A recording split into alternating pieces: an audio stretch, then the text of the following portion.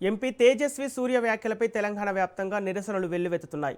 Hyderabad gun park వద్ద ఖైరతాబాద్ డీసీసీసీ అధ్యక్షుడు మోత రోహిత్ ముదిరాజ్ ఆధ్వర్యంలో ధర్నా నిర్వహించారు. తెలంగాణ రాష్ట్రం అనేది యాదృచ్ఛికంగా ఏర్పడింది కాదని, దశాబ్దాల పాటు జరిగిన పోరాటం, త్యాగాల ఫలితమని తెలిపారు.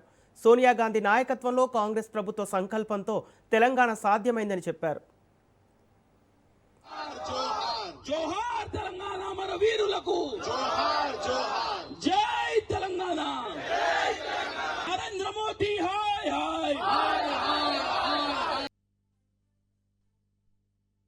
ఆత్మ బలిదానాలతో తెలంగాణ రాష్ట్రం ఏర్పడిందో, మరి వారికి స్మారకంగా ఏర్పాటు చేసినటువంటి అమరవీరుల స్తూపం సాక్షిగా ఈ రోజు యావత్ తెలంగాణ ప్రజల ఆవేదనను ఈ రోజు భారతీయ జనతా పార్టీకి తెలియజేసే విధంగా ఈ రోజు ఈ కార్యక్రమాన్ని ఏర్పాటు చేసినాము.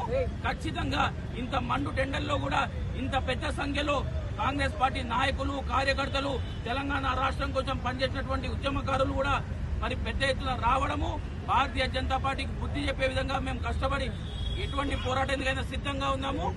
ఈ రోజు అమరవీరుల స్తూపం సాక్షిగా భారతీయ జనతా పార్టీ నాయకులను హెచ్చరిస్తున్నాము.